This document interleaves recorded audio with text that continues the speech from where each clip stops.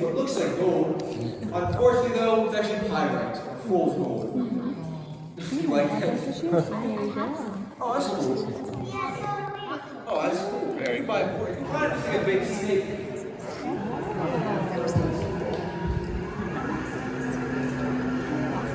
We're going to stop here very shortly. We'll wait until they get by.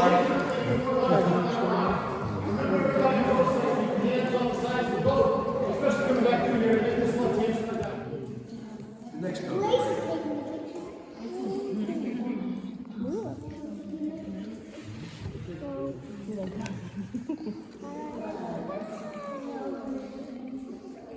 This last one is earlier when I showed you all the apartment of the cave, how they carved it out. Well, if you look up at the ceiling, the whole ceiling is one giant oval. Oh, wow. That's because it was carved out by one big whirlpool all the way around.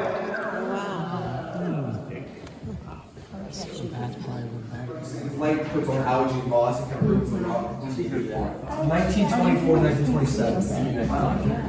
I just want to steal and smoke and go fishing. You want to go fishing? Don't steal my photo. Good job. It's nice outside.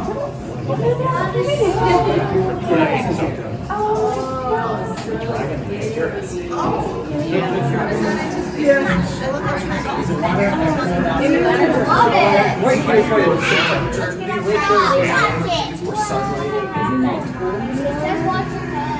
to get Paul Thomas. Water drop. I guess it's kind of pretty. This is where the beaver found a new home in this area here. I saw him yesterday. Oh. He's in one of these like kind of holes or divots in the side here. Sometimes pokes his head out as we come out here just to check things out.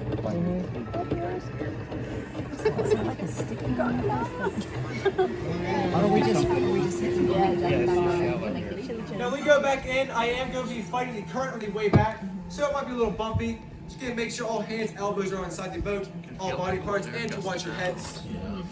I'm gonna keep my phone right here so I know what's fishing around. On the right side of the tunnel, there's a rock that sticks out called the headache rock. You'll see why it's called that. Headache rock. And you'll see it on the side. The back, people in the back might see it first. I see it right there.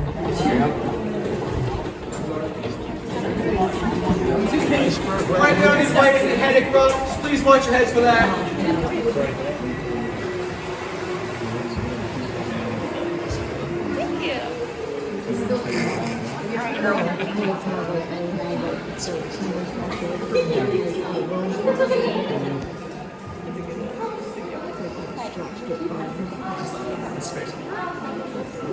And then back in the first room from this side, we call it the cathedral, with the ceiling's high arch. This is also where we've had 5 weddings in this room. Wait, I can have a wedding. Not until you're 18.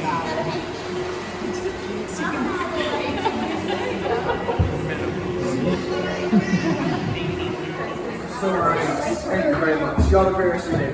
Well.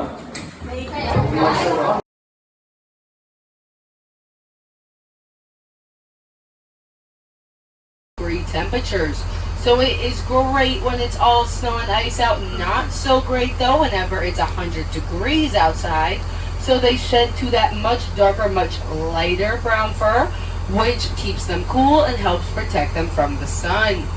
You may also notice that they do have some dirt patches throughout the enclosure. That is because they love to roll around on the ground. And they unfortunately though, due to overhunting in the 1800s, the eastern elk did sadly go extinct. There was a program to bring elk back to PA, so that's how I have the Rocky Mountain elk here for you, and why you can still find and hunt wild elk in the state of Penn. These enclosures together, and the reason we're able to do that is because they actually go after 2 different foods. Those antlers. Whenever antlers grow, they're gonna have that fuzzy skin over them called velvet. And that just protects the antlers until they're fully grown. Once they're fully grown, they turn to bone or ossify, and that velvet peels off, giving them that look you're more used to seeing. The purpose of the antlers is actually for breeding season. So the male deer elk with the biggest antlers is going to get all the ladies. and he will use his antlers to bite off any competitors he may have. But once breeding season's over, so at the end of fall, they really don't have a scenic view on our tour. Right now you're seeing parts of Brush Mountain, Brush Valley, and Penn's Valley all around you. So here we have Nova, Zara, and Reva. Zara is the Arctic wolf in the middle there, and then it's Nova and Reva. And those two are actually sisters, so that is why they look so much alike. We do have a total of 5 wolves here, 4 gray, 1 Arctic. Now, our wolves, just like wolves out in the wild, do follow a pack order. So you're going to have your alpha at the top. That would be Nova here, is our alpha female. Then you'll have your beta, who is Reva laying over here. So she's more of a second in command. Then you will have any subordinates. That's what Zara would be. And then the Omega is at the bottom of the pack. And you said you have 5? Yes, we have 2 that are very, very dark gray, almost black.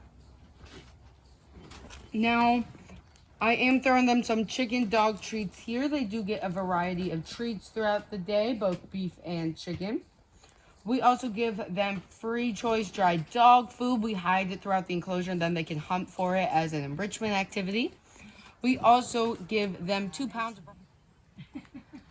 When wolves walk, they match their back paw up with their front paw. So they're really only leaving behind 2 sets of tracks and can kind of confuse other animals in the area. Dogs at home wouldn't care about that. They would walk staggered, leaving behind 4 sets of tracks. But the biggest difference between our wolves here and your dogs at home would be their bite pressure. So the strongest dog you could think of has a bite pressure of about 750 pounds per square inch. So reasonably speaking, a very big dog could actually break through any of the bones in our body. Imagine what these guys could do. They're going to have a bite pressure double that of a dog at about 1,500 pounds per square inch. They could snap through any of our bones like that. Luckily, the ones we have here are all pretty nice. So those treats don't stand a chance. No. Although we used to have, it was like a freeze-dried beef treat that was very hard. Like, I couldn't even snap it with my hands. And you could hear it when they were breaking it.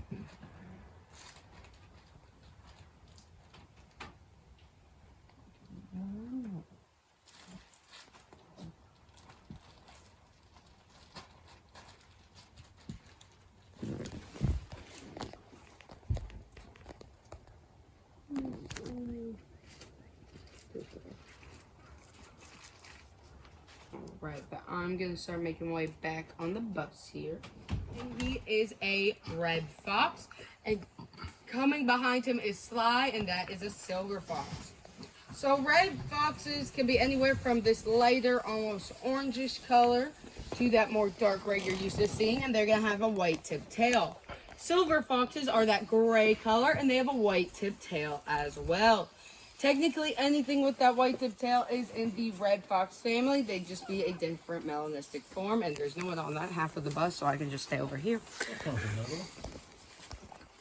And then that guy coming down is Zorro. He is another red fox. Now, foxes are what's known as opportunistic omnivores, so that means they eat pretty much anything they can get their paws on. They eat meat, they eat fruit, they eat vegetables, they'll even eat bugs.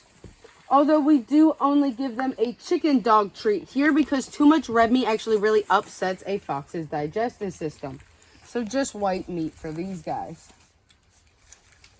Although we have figured out that they do have favorite foods, and that is strawberries and blueberries.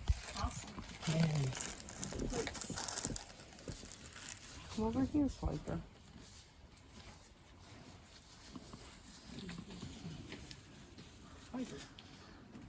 Really? Swiper. It's yours. Oh. Now, they are still technically in the canine family, but they do have a lot of feline-like characteristics, including rotating wrists, So that does give them the ability to climb trees.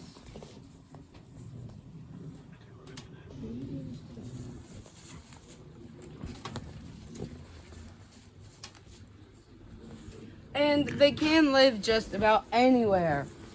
In trees, and between rocks, and hauled out logs, and old groundhog holes. Stop walking behind me. Tails, and pretty much everything on Tom here is some sort of camouflage. He has that darker back with those spots that help him blend in with stones, leaves, twigs, so when he's on the forest floor, if anything looks down, they won't see him. And then he has a white underside. So the purpose of that is so that if he's up in a tree and a predator or prey walks underneath him and looks up, they'll just see that white against the blue and white sky, and they will never know he's there. He also has those white spots on the back of his ears, which are known as eye spots. The purpose of those spots is so that if a predator were to sneak up on him, they'd see those spots, think that they were actually the ones that have been spotted, and then they will move on to an easier target. Now, Tom here is 21 years old, so he is fully grown. Dang it. I'm trying to get you to come over here. Oh, we'll see if we get that. Now, normally bobcats weigh about 30 pounds, and they can only run 15 miles per hour, so they're what's known as an ambush predator. Normally, they go after squirrels, chipmunks, rabbits, that kind of thing, but don't let his small size fool you. He could take down a sick or injured white-tailed deer if he really wanted to. Bobcats are also great climbers. You might have noticed the fence up top there. Quite frankly, if that was not there, he would have climbed out by now. There have been a couple times of birds landed up there, and he's climbed up to try to catch it. Luckily for the birds, not so luckily for Tom, no success yet. Now, the bobcat is still in the small cat family, so that means that they cannot roar because the formation of the hyoid bone in their throat, you stepped on it, is different than that of a big cat. So instead, they are actually known for screaming in a way that sounds either like a woman screaming or a baby wailing.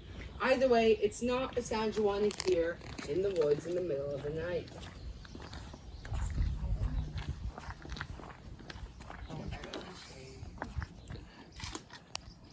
Now, a lot of people do, as it really only eats the white hair, while Tom here will eat whatever walking towards us. Sometimes, if my back's turned to him, he will try to attack. Not today. Now, the mountain lion is what's known as an apex predator. Bury the rest in leaves and twigs or hang it up in a tree for later, and then they do what cats do best. They sleep. The mountain lion can sleep 16 to 18 hours a day. And when they wake back up, if they're still hungry, they'll go get that food they hid, eat some more, hide it again, and they repeat that cycle till they're all done. And when I say all done, I mean all done. They'll eat the blood, they'll eat the bones, they'll eat the sunglasses, they'll eat everything. Also, while he's walking around, you might think he looks like he's a little bit on the chubbier side. What you're seeing underneath him there is actually known as a primordial pouch. So this is not an actual pouch, it's just some extra skin and fat that protects his vital organs if he ever were to get into a fight. And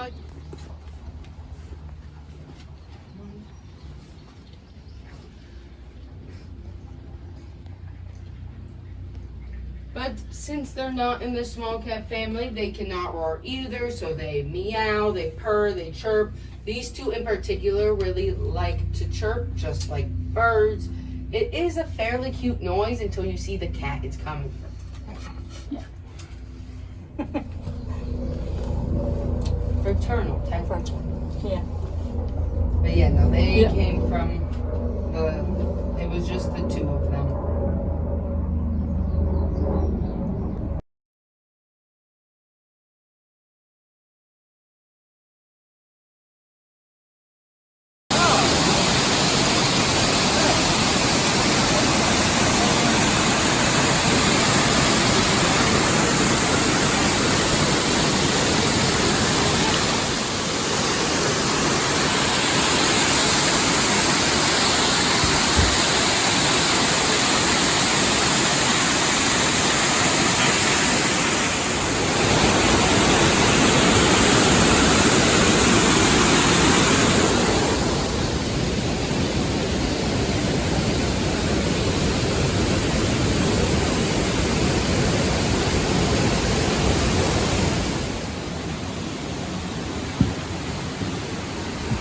Don't you just want to swim in that river?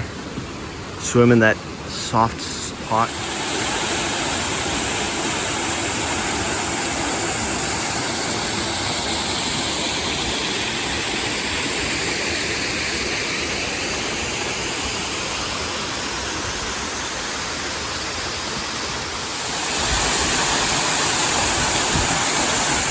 The urge to just jump over this fence, crawl over this rocky beach into this very shallow water and stand under that for an hour is so irresistible. This waterfall is above the other one.